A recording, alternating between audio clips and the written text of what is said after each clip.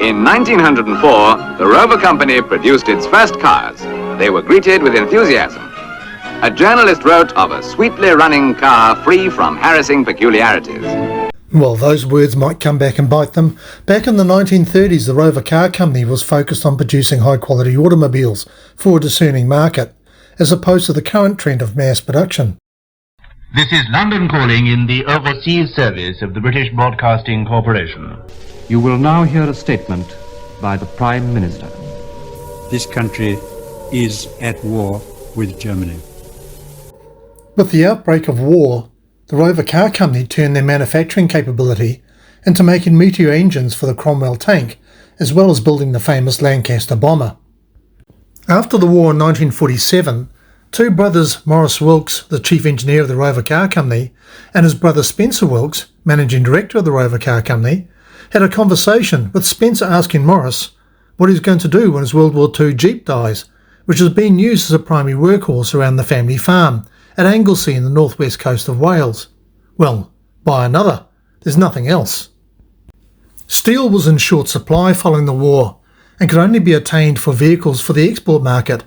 This need spawned an idea first sketched out in the sand at the beach at Anglesey for the Rover Car Company to manufacture a multi-purpose agrarian vehicle that could compete with a Ferguson tractor but could be driven into town, a Rover for the land. They cobbled together a prototype from Jeep and Rover P3 car parts to present to the Rover board. Approval was given on the 4th September 1947 to build 25 prototypes, which was later extended to 50. The first Land Rover went on display at Amsterdam Motor Show on the 30th of April 1948, less than a year after the sketch in the sand. The Land Rover was only ever to be a stopgap product until it could obtain the steel again, but the Rover car production never exceeded that of Land Rover. In 2018, the Canterbury Rover Car Club planned to host a 5-yearly Rover Car Rally in Methven and decided to coordinate the occasion with the Land Rover 70th birthday. Invitations were sent out to the Rover Car Clubs and Land Rover Clubs, with over 200 Land Rovers attending. The following year, in 2019, a few of the boys from the West Otago Vintage Machinery Club, Kevin Capel, Alan Dippy and Robert Duncan, decided to organise a really big crank-up at Alan's place at 3 Parks in Wanaka over Easter to celebrate the 60th year of the club. The event was called Wheels at Wanaka, as opposed to Wings over Wanaka on the alternative year. Inspired by the 2018 Methven event, a Wanaka Land Rover enthusiast, Rod Corbett, thought it would be great to host the 75th Land Rover birthday celebrations, as it aligned perfectly with the 3rd biannual Wheels at Wanaka event over Easter in 2023. But a little Land Rover called Oxford arrived in New Zealand in 2021. Rod decided it was too good an opportunity to miss and organised the Oxford Land Rover Rally at Wheels at Wanaka in 2021, with 3 days of off-road safaris exploring the mountains and valleys surrounding Wanaka and a Land Rover display and parades showcasing Oxford. The rally was a huge success and was well attended by over 150 Land Rover enthusiasts from all over the country.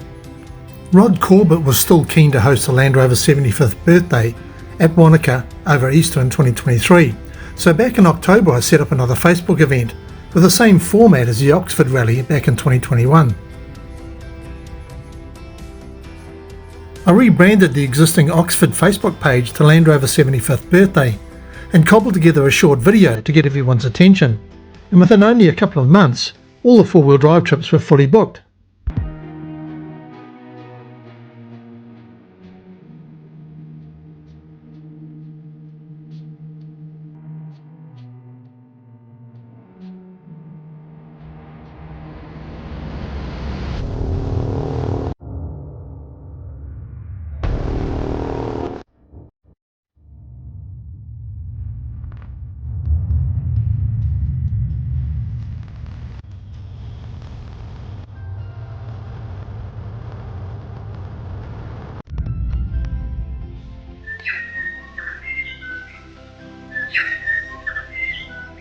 The format for this year's event was to be similar to the Oxford Rally, with a series of 3 safaris on the days preceding Wheels at Wanaka on the Saturday of Easter.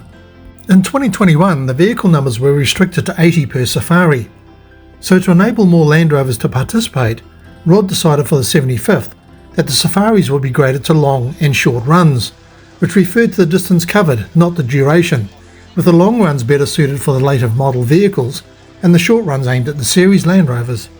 Since my interest is with the Series 1s, I opted for the shorter runs, but due to the 1500 kilometre drive during the approach of the southern winter, I decided to take my 2006 Defender TD5 for a run instead. Close to our departure date, my wife and I were invited to attend a friend's surprise party in Lincoln near Christchurch, which lined up quite well with our journey south to Wanaka from Auckland, so we changed our itinerary and it gave us a couple of extra days and an excuse for a more leisurely trip south. My wife had not seen the southeastern coast of the North Island, so it was a great opportunity to show her around some of the areas where I'd been working. So we travelled south to Fielding on the Thursday morning, over the hill, and stayed our first night in Greytown in the Wairarapa.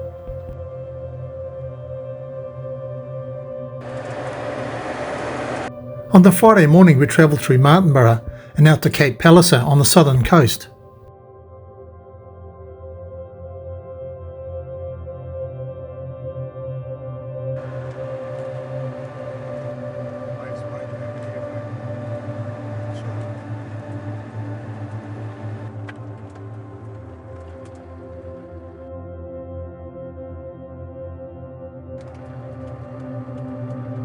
We stopped at Nawi, where all the old bulldozers go when they retire, before we headed on to the Cape.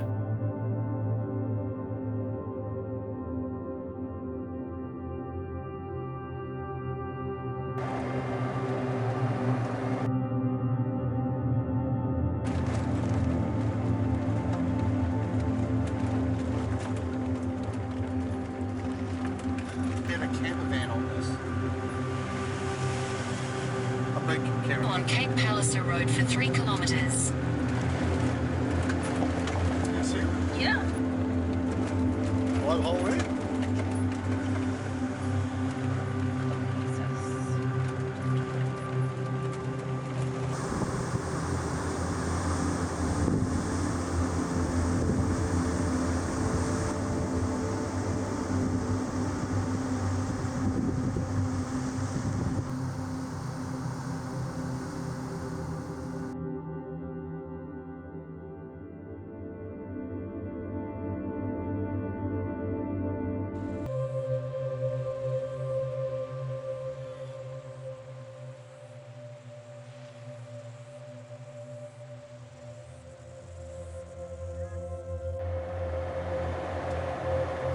From Cape Palliser we headed west, out around the bay to Ocean Beach for a very quick look.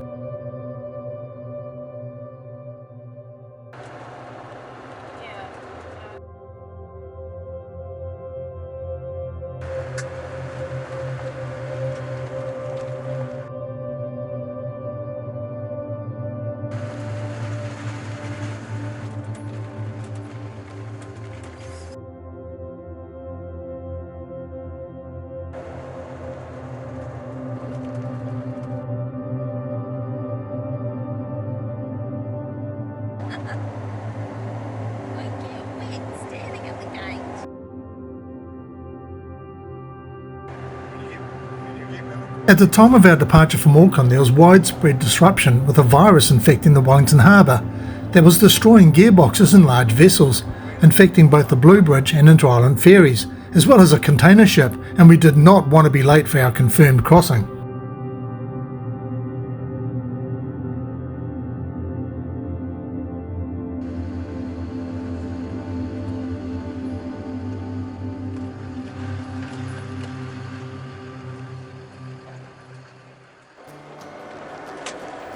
We stayed the night in Picton and headed south on Saturday morning in heavy rain, which had lifted by the time we'd hit the coast.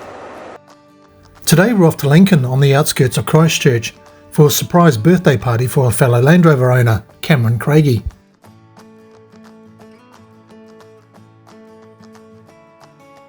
We had all day, so we stopped off to see the seals down the coast, had a cuppa and a compulsory stop at Cooper's Catch in Kaikoura for a fish burger for lunch.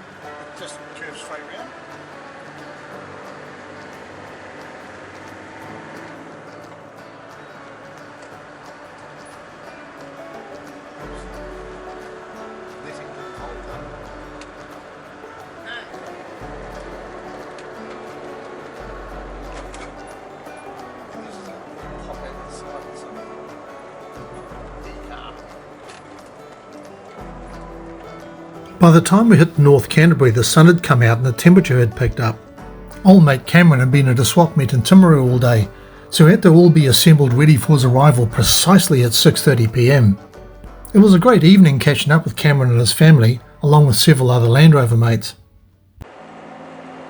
A bit of a late start this morning due to a faulty set of walking shoes, and me forgetting to secure the faceplate on the Defender bumper last week. Really lucky not to lose that. These little issues necessitated a quick trip back into Hornby for some new shoes and some machine screws, but eventually we set sail down State Highway 1.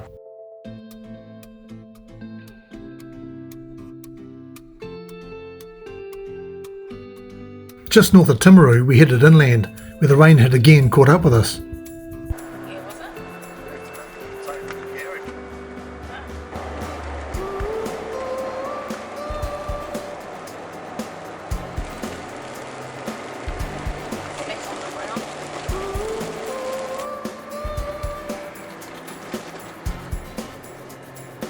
We turned off State Highway 8 at Albury and headed over the Mackenzie Pass, where we stopped for a cuppa and discovered a wallaby watching us through the roadside scrub.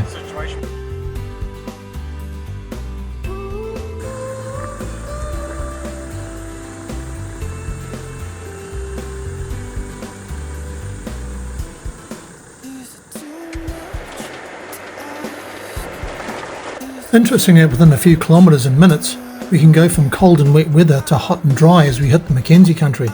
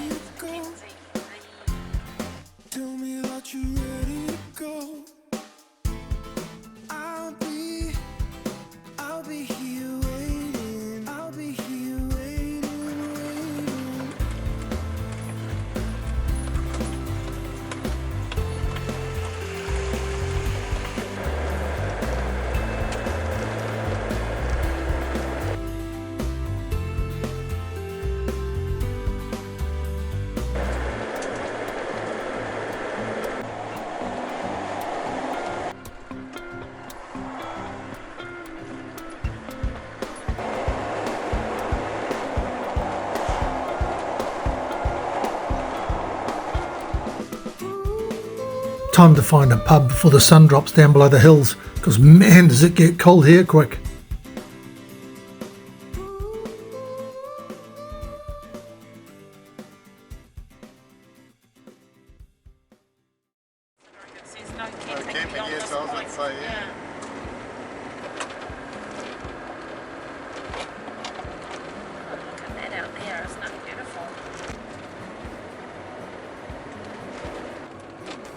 Because of our early departure from Auckland, we had a day to kill around Tekapo, so decided to have a look up the Macaulay River. I guess the map is a bit of a spoiler alert, but the reason will be revealed shortly. Meantime, just enjoy the stunning scenery.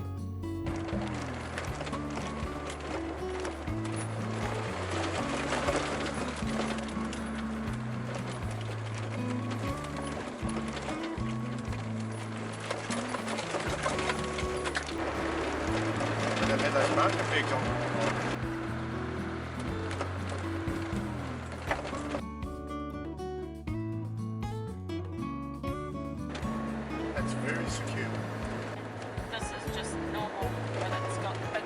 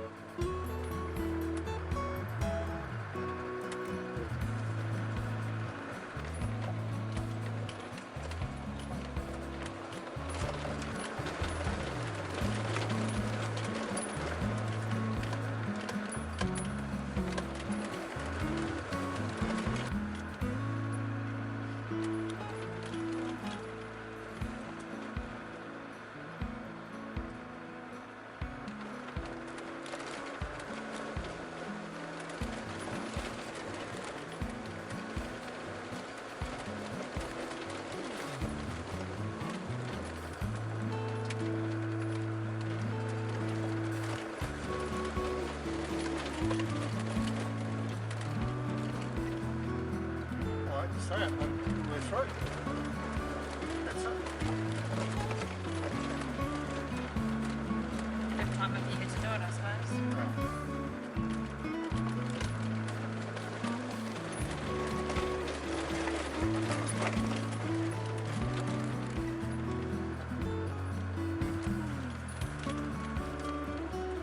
How many K? 18. And honestly,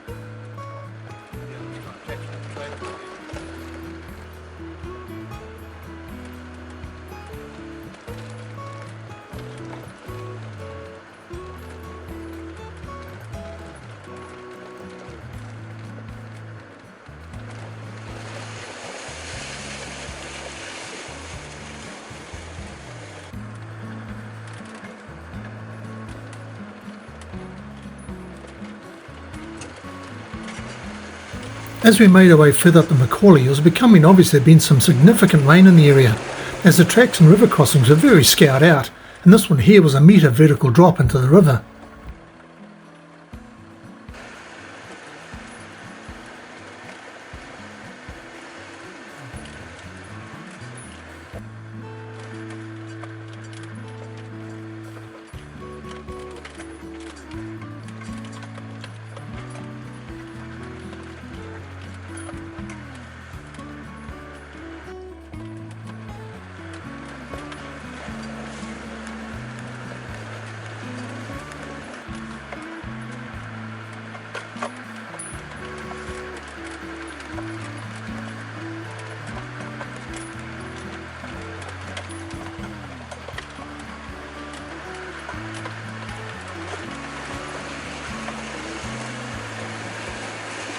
It was after this left-hand climb when I noticed the defender had suddenly lost power, as if the brakes had locked on, with a low moaning sound coming from the back axle.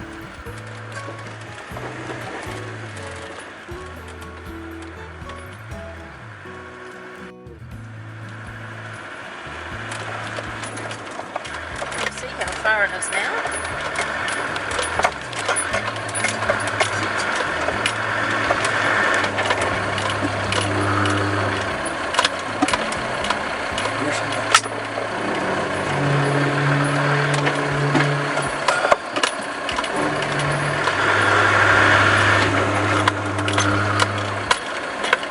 It took a while to work out what had happened. My flash new long travel suspension had popped the left rear spring out of the chassis mount and was jammed between the tyre and the chassis mount. I did check the travel on a car hoist with the wheels fully suspended off the ground. The springs were solid in their mounts, but with the twisted climb the bank had flicked the top of the spring out of place. I tried several different ways to get enough downward travel to allow the spring to be levered back into place. I ended up digging a deep hole in the riverbed to drop the spring enough to one side to lever it back into place, and eventually managed to do so using a large set spanner. My jubilation was greeted with a rather frosty reception in the cab, and my driver assist in the passenger seat was not happy about travelling alone anymore, so we decided to turn around and head back out for some lunch.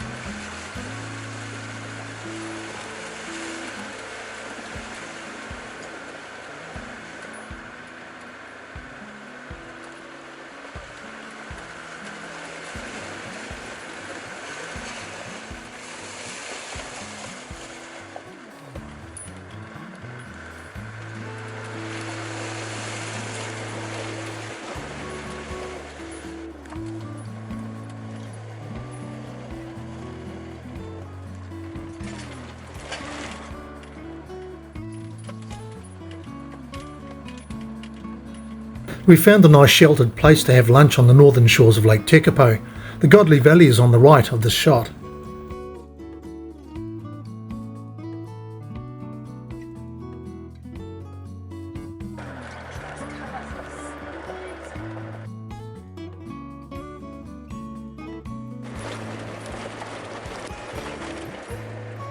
Of course, the moment I turned off the main video camera, a massive stag wandered out onto the road.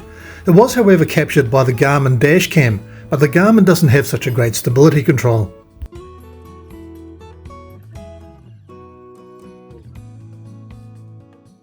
When we got back to Tekapo, we had a drink in the hotel bar and then wandered across the road to the shops for a meal. The temperature had really dropped by the time we ventured out, and it was quite dark. It was great to see so many tourists around enjoying the bars and restaurants. On our walk back to the hotel, I received a call from Alan Hosking, and as we spoke, he pulled up at the town centre. A keen Land Rover owner, Alan had purchased a new D300 Defender last year and christened the vehicle with a Southern Tag-along tour. Alan said he was keen to revisit the Lilybank Macaulay crossing, so the next morning we were heading back out on the Lilybank road again. Yesterday to see how far it went, and it doesn't.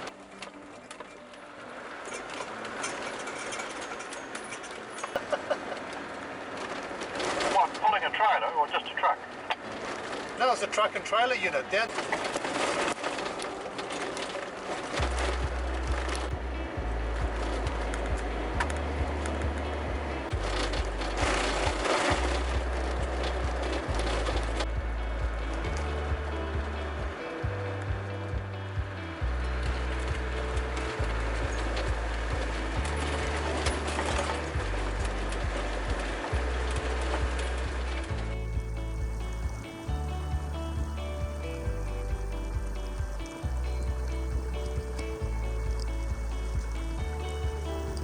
The crossing was still at a low level this morning. Near the far side I stopped to film Alan coming across the river when a chap from Lilybank station pulled up alongside. He asked if we intended to go up the Godley and informed us that it was closed due to a recent storm damage. He also said that we would not recommend the Macaulay either, again due to storm damage as the river crossings were scoured out. Yep, got that. Great. There you go. You going up the Godley Gully? No. You, there's a problem. What's that? Yes, you won't get up. Yeah, what's happened? Oh, the river's all over the side. Yeah, we went up to Macaulay yesterday, Oh yeah. and yeah, some pretty big drop-offs there up there now. Yeah. It's all washed out, yeah. No, you'll only just get through the deer farm. Oh, is that right? So you get over. Yeah. Right. Yeah, it is, hey, fabulous. Thanks for stopping. So, with that interesting bit of news, we turned around and headed back out Lilybank Road to Tekapo.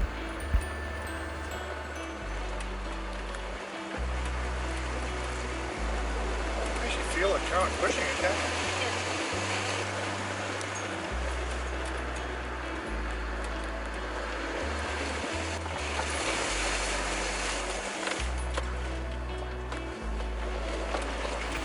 Registrations for the LR75 celebrations opened at 1:30 and it was already after midday by the time we got back to Tekapo.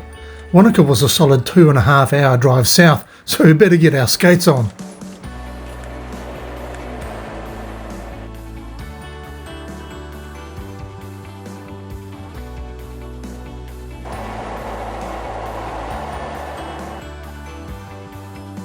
From Tekapo we headed south around the bottom end of Lake Pukaki, for our compulsory lunch stop at the High Country Salmon Farm just south of Twizel.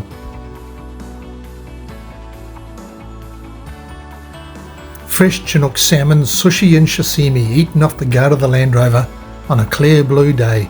The epitome of autumn in the Mackenzie country. From the salmon farm we drove through Omarama and over the Lindis Pass on State Highway 8.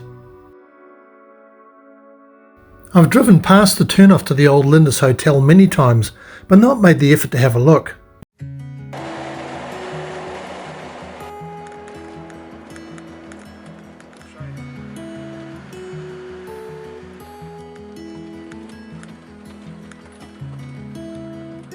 The Lindis Pass Hotel began as a general store for the 1861 Lindis Gold Rush. By 1873 it was a permanent building and served as a hotel, store, post office and school on the original Lindis Pass Road.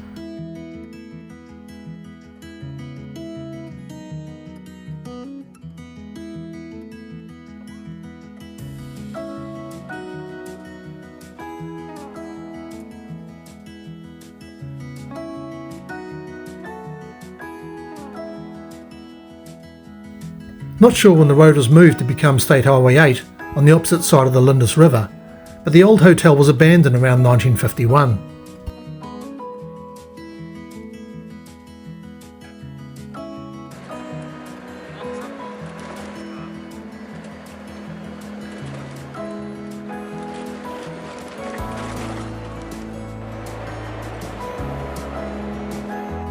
From the old Lindis Hotel it was not far to our final destination of the day, registration at 3 parks in Wanaka. We arrived at just the right time and completed our registration before the welcoming speech from Rod Corbett.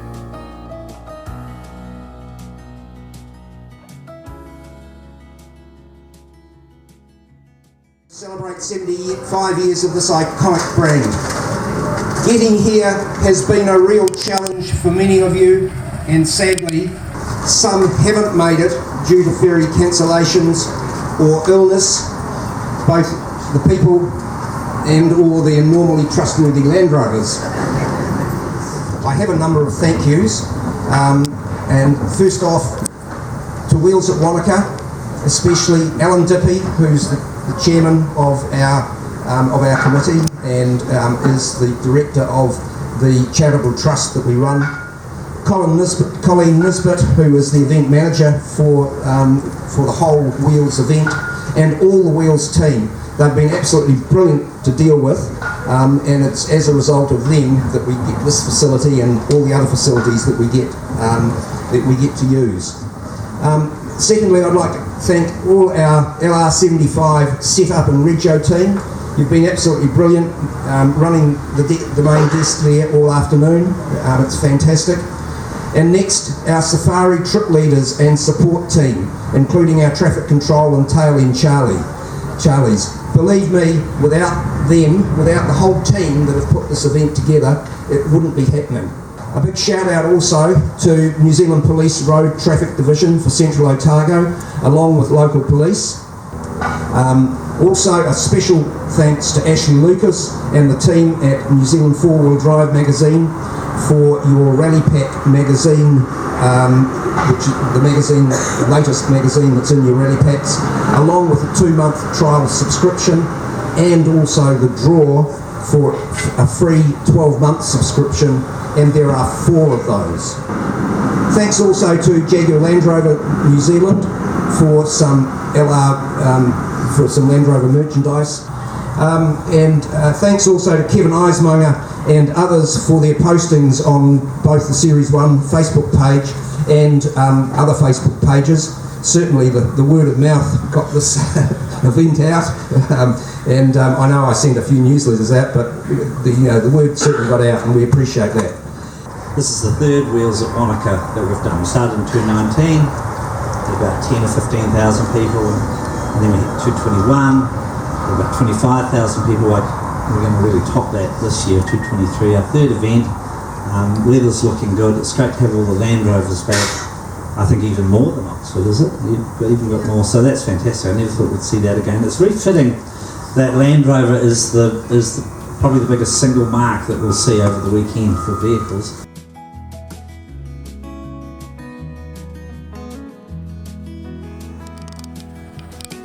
Right, how would you like it cut? We're just going to cut it Square or on an angle? Square, right, there we go. There we go. Following the welcome, Rod was keen for us all to have a practice run before the show on Saturday, so we all lined up and filed into the Highland Arena.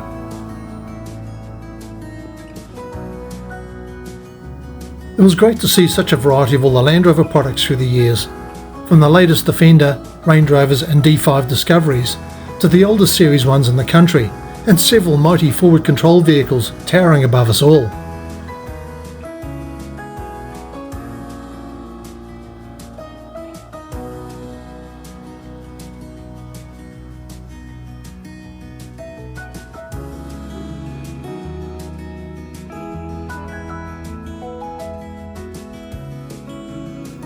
By this stage the sun had dipped behind the ranges, and with the temperature plummeting we headed to our accommodation, strategically located near a good pub, and unpacked our bags for the week.